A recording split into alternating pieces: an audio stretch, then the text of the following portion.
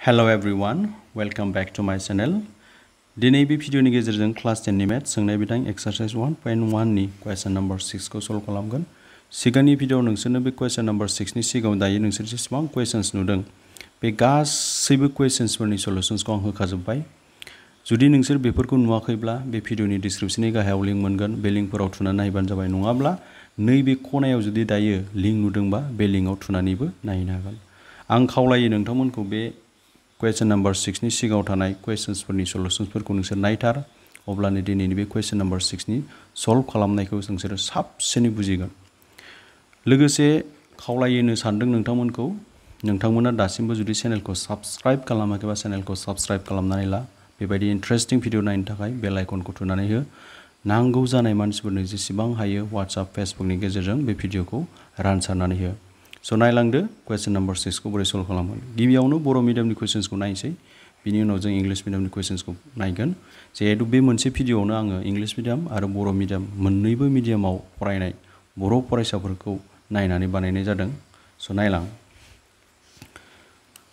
हिमाद्रिया मोन 625 भारतारि आरो मोन 325 इसिं हादरारि लाइजाम ticket बुथुमबाय।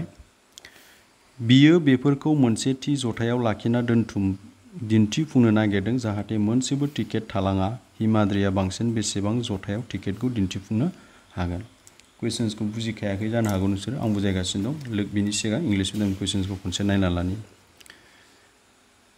Himadri has a collection of 625 Indian postal stamps and 325 international postal stamps.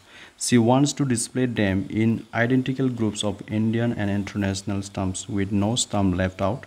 What is the greatest number of groups Himadri can display the stamps? So नायलां, आं बुजायगासिनो क्वेश्चन्सखौ। So क्वेश्चन्सआव बेखौनो होनदों जे हिमाद्रि होननाय सासे मानसिया 625 आरो मोनसे जाबाय 325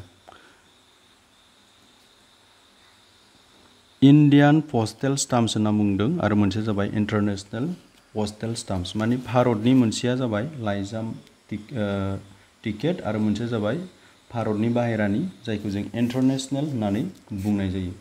अके, बे बेसेबांथा पस्टेल स्टाम्प्स बियो बुथुमनानै मा खालामनो सानदोंनो?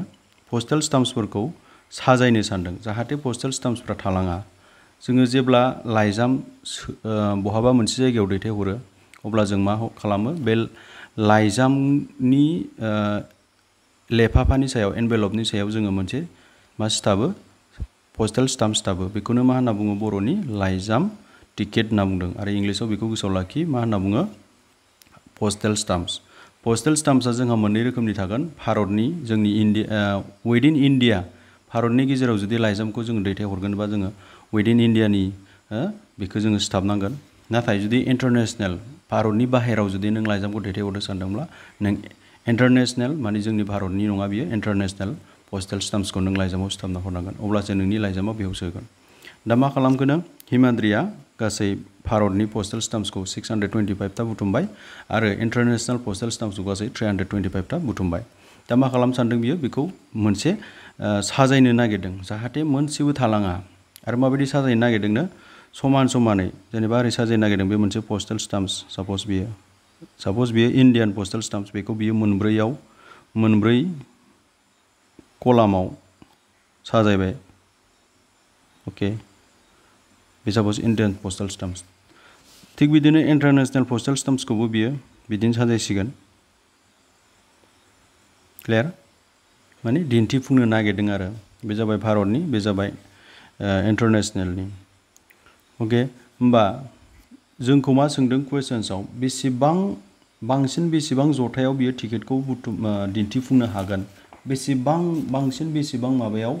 ग्रेटेस्ट नाम्बार अफ ग्रुप्सआव, माने मोनबेसे ग्रुप्सआव बियो बेखौ दिन्थिफुंनो हागोन होनना सोंदों।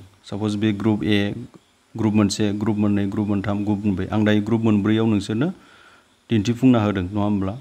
ग्रुप मोनब्रैयाव बेबायदि मोनबैसे ग्रुपआवहाय बियो दिन्थिफुंनो हागोन जोंखौ सोंदों आरो।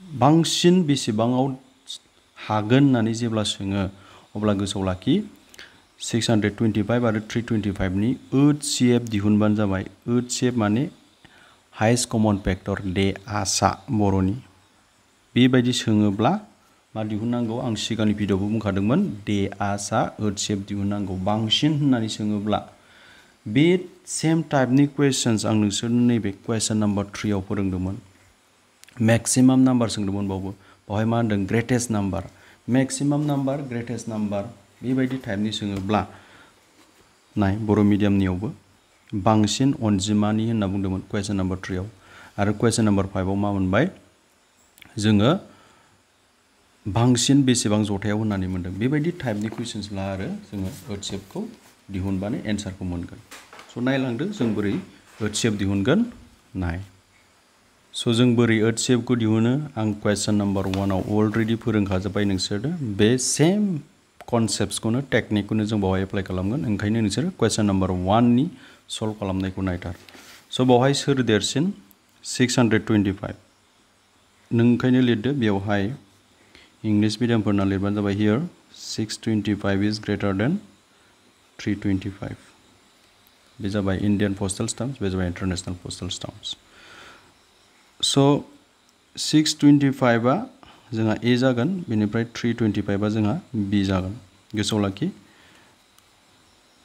जोङो बावहाय मा फर्मुलाखौ इउज खालामगोन सोरनि राननायखौ इउज खालामगोन बेनो जाबाय इउक्लिडनि राननाय उफ्रा बिखान्थि इउक्लिड्स डिविजन लेमा होनना बुङो इउक्लिड्स डिविजन लेमानि फर्मुलाया मामोन A equal to B Q plus R A equal to B Q plus R clear होमबा बावहाय जोंहा ए आ सोर जाखो जाय देरसिन बेनिफ्राय बी आ सोर जाखो जाय फिसासिन दैट इज 325 जों माखौ दिहुननांगौ किउ एन्ड आर किउ आरो आर खौ जों बोरै दिहुनगोन नैबे 625 खौ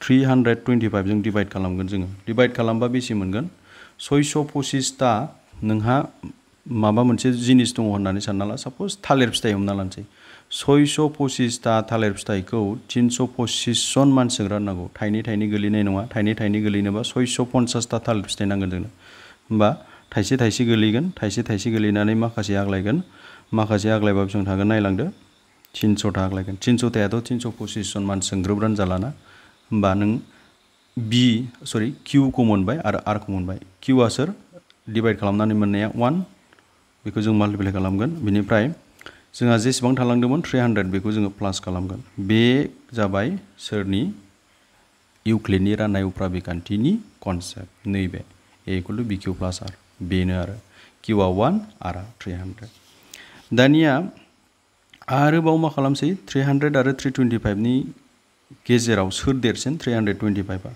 325 खौ लिरदोलाय 300 खौ नैबाव लिरदोलाय जेरै बेखौ जेरै खालामदों बेबायदिनो जोङो डिवाइड खालामसै 325 खौ जों 300 जों डिवाइड खालामगोन आচ্ছা नों सानना नाय 325 ता थालिर फिथाइखौ 300 जों रानबा थाइबेसे थाइबेसे गोलैगोन थाइसे थाइसे गोलैगोन नङा होमबा थाइसे थाइसे गोलैनानै थाइबेसे आग्लायगोन 25 ता थालिर आग्लायगोन होमबा बेखौबो बाव लिरदोलाय नै क्लियार जालायबाय होमबा आरो 300 आरो 25 खौ लाबोदोलाय 300 आरो 25 खौ लाबोदोलाय नोंसोरथ' मिन्थिखायो 300 ता थालिर फिथाइखौ सोरजों राननांगौ 25 जनजों राननांगौ होमबा जोङो मोनसे हरबा 25 फैगोन बावहाय जोंहा फैबावगोन 50 स' 2 हरबा जोंहा बेयाव फैगोन 50 स' नुबाय 300 ता फिथाइखौ जेब्ला 25 जन मानसि रानो अब्ला 12 ता गोलैयो बेनिफ्राय थाइसेबो आग्लाया जायखौ जों मा लिरगोन बावहाय 0 लिरगोन होमब्ला बावहाय जोंहा 0 जाबाय जिहेतु जोंहा रानखोन्दाया रिमाइन्डारा ओंखायनो जों आरोबाव बेखौ राननो गोनांथि गैला माने जों आरो बेबायदि जेरै लाबोबाय थादोंमोन ना बेबायदि लाबोनो हाला नोङो बावहायनो नोंहा जोबहैबाय प्रसेसा दा बावहाय नों नायदोल' सोर ग्रोब राननो हादों सोर ग्रोब डिवाइड खालामनो हादों 300 खौ सोर ग्रोब डिवाइड खालामनो हादों 25 एन्सारा ओंखायनो मा जागोन 25 होमबा